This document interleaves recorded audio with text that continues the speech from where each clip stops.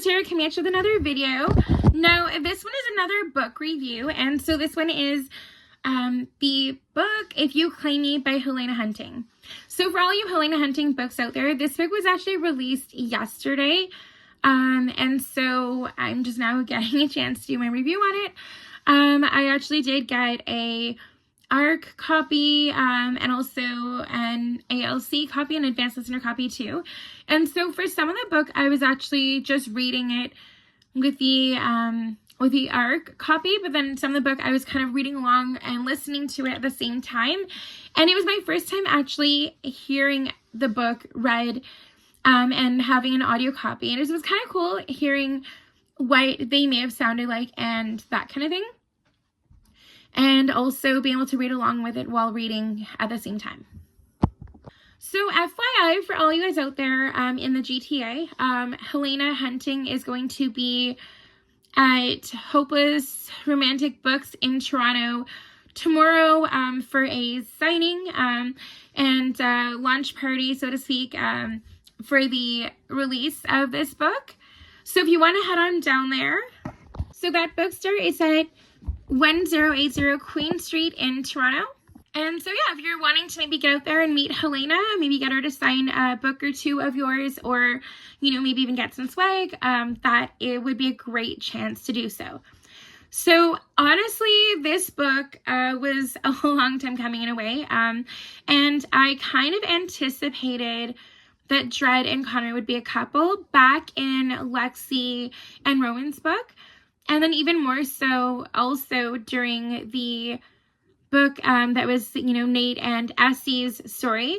And so, of course, at that time, you know, with the epilogue, or, you know, the bonus scene, so to speak, you know, the what happened a little bit farther into the book or towards the end, you know, they end up getting the invitation to the engagement party for Dread and Connor, and I was so excited, you know, and of course when I found out that this book was actually going to be released in November, I just could not wait. And so, I mean, back when I read Lexi and Roman's story, I remember when Dread and Connor were together over the Christmas holidays, and you know, when they both kind of accidentally met, they met by accident while they were at the Thai restaurant. And, you know, because Connor typically didn't do a lot over the holidays, just ate Thai takeout and just chilled and watched movies and stuff. And Dread was there getting takeout also. And so it ended up that, you know, at that time, Connor ended up dressing as one of Santa's elves, and Roman dressed as Santa to make Callie and Fee's day brighter, as it was like their second Christmas without their parents, their second Christmas just with their older half-sister Lexi. And so honestly, I was like, when I saw them spending time together over the holidays, and when I saw the way they interacted and how they were always staying together at Callie's hockey games, and also, you know, and then of course when I ended up reading the bit about, you know, the invitation that everyone received at the end of Essie and Nate's book, I was just like, yeah, they are absolutely getting their own book. I can only wait to see what happens. And this book did not disappoint. Just like usual, Helena Hunting all of her books are always a great read. So if you want something fun, something light, but also, you know, kind of spicy at times, but just overall a great read. Definitely, if you haven't had a chance to check out any of Helena Hunting's books yet, I would highly recommend that. So now also at the Hopeless Romantics bookstore, the 4 to 6 p.m. is the pre-reserved spots, and then the 7 p.m. Onwards is the just random kind of show up and meet Helena and sign kind of thing after that. So yeah, I really hope you guys get out there. If you're a Helena Hunting fan, you get out there to Hopeless Romantic Books on Queen Street in Toronto. And yeah, I mean, honestly, if you don't catch her there, I'm sure there's another spot where you might end up being able to catch her also. So honestly, as I said, I do love Helena Hunting's books. I've been I read all of the Puck series, and then also read some of the Little Lies books and that kind of thing. And also I read the Sparks Sisters books, and I've been reading the Toronto Terror series, and honestly, all of them are amazing. I would honestly say, that a lot of the books do have crossover. However, if you don't read the previous books, you're not going to be completely lost. That in a way, a lot of them are standalone, just like they're also part of the series. And yeah, so honestly, the way that this book started and the way that Dread and Connor's story ended up beginning was not quite what I was expecting. I was thinking there'd be just a natural progression, from, spending the holidays together and all that kind of thing, and spending time together at Callie's game to end up being dating and then also getting engaged. However, it's definitely a little bit different, but wasn't any less interesting or amazing. So now that when you get to the book and you're reading this book, If You Claim Me, it starts off where Mildred, reformer, otherwise known as Dread, she's just received a letter in the mail, telling her that the apartment that she'd inherited from her grandma, there was an issue, a little glitch, because they have the same name. And so she'd been still paying the same price for rent as her grandma had been paying before she passed. Now, Dread should have had an increase in rent, and so she got a letter from her landlord saying that she had to pay all this back rent, otherwise she would be getting evicted from the building if she didn't end up paying it. So then fast forward a little bit, Connor ends up coming to the library to get books for his memes. His memes is his grandma. And Connor and his family is a bit of a black sheep, so to speak. He doesn't really fit in with a lot with his sisters and his parents. And his memes also is, his memes gets him. And, because of that, they've always been super close.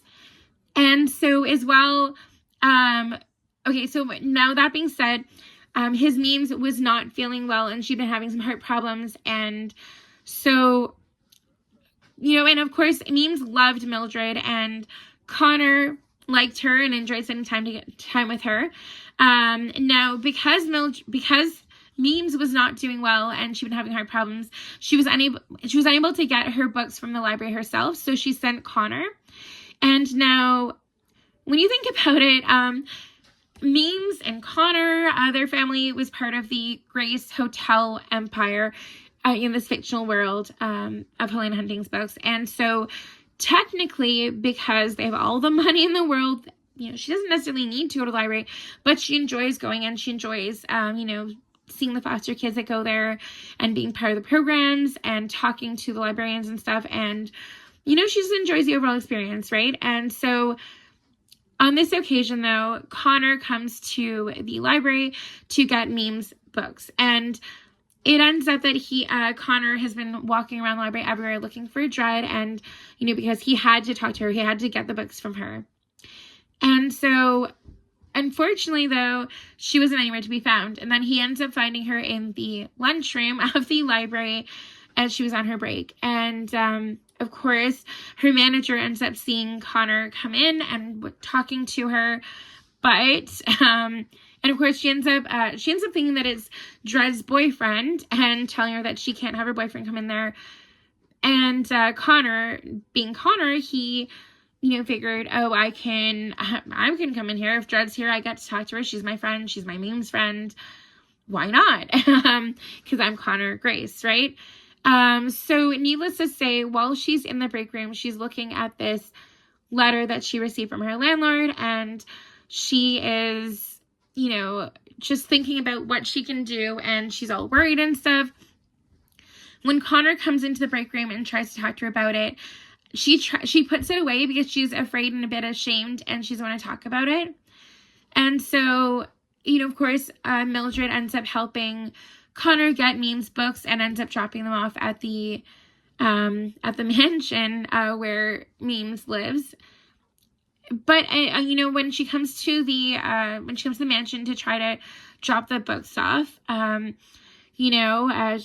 wants her to stay for tea and coffee and have cake, whatever, and just spend some time with her. And then, of course, because Mildred took the transit, they end up offering to try to drop her off. And then when Connor goes to, I can't remember if it was actually the same night or if it's another day when he ends up going over to her apartment, that he ends up finally getting it out of her what was in that letter. And so then when he finds out what it's about, he ends up having a proposition for her. So he ends up coming up with the idea of a marriage of convenience. So he wants to make Memes happy and maybe give her a better chance at having her heart surgery. And, he also wants to help Mildred. So he ends up, what he ends up doing is he ends up suggesting that she marry him, and he would end up paying her for each month that he is with her. And Mildred at first doesn't think it's a great idea, but then he ends up talking to her and explaining that would help them both. And then she ends up saying, okay, fine, yeah, I'll do it. And then she said, and he even has a contract made up. And then she ends up reading over the contract and signing it. And so, of course, what started out as a marriage of convenience really ended up becoming real love. And it's amazing how, in a lot of ways, even though both Dread and Connor are very different in a lot of ways, how they grew up and everything. Mildred was in and out of foster homes and didn't have a lot of money growing up, and she just makes ends meet. And Connor was part of a rich family growing up. He went to a lot of private schools. He had all the opportunities in the world with hockey, and also, his family runs a bunch of hotels, and so they definitely had very different upbringings. However, they both were broken in their own ways. They both felt like they maybe didn't belong. Mildred didn't have a lot of family, and Connor felt like he didn't have a lot of family, even though he does, but he doesn't fit in, and he's a bit of an outsider. And so, that being said, in a lot of ways, they both understand each other, and it's just amazing seeing the growth of both of these characters and seeing more about the other characters that we've read about in the earlier Toronto Terror series. Now, the other thing is, too, that in this book, you end up hearing about Quinn Romero, who is actually the son of Lance Romero. I don't know if you guys remember in the Puck series, his parents were Lance and Poppy. And so now Quinn is part of the second generation of the Puck series. So the kids of the hockey players.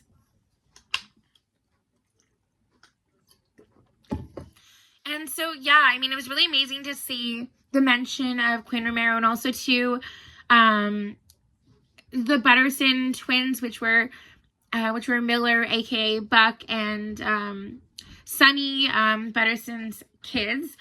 And yeah, it was just really amazing seeing a lot of the mention of the other characters and the kids of the other characters brought up in this book, and seeing the connection that Connor finally started to have with the other players when he ended up growing in his relationship with Dread. And sometimes the people you least expect can become your family, and even if you were an outsider before, like Connor was with the Toronto Terror team, you never know what might end up being an opening to let yourself in. And when given the chance, you never know, things that might be there that you didn't realize. And so he ended up having a bigger, stronger connection because of Dread. And, he found Dread to be very special, and he cared about her a lot. So even if it started off as being just about, a thing of convenience, it grew into something more. And, Connor and Dread really mattered to each other when it came down to it. And yeah, honestly, I would give this novel a solid 4 out of 5, or 8 out of 10. And I highly suggest you check this out either with your Kindle or another ebook, or if you order it from Amazon or your local bookstore. definitely get out there and check it out. And if you haven't checked out any of Helena Hunting's other novels before, I would definitely highly suggest them as well. So honestly, like, there's all different characters in all different walks of life, and some are more angry, some are more just sweet, and some are more like, you know, just not quite what you expect, but then they're all really amazing. And yeah, let me know in the comments if you've read any of Helena Hunting's novels yourself, and don't forget to like and subscribe. Don't forget, thank you so much for watching, and take care until next time. Bye guys!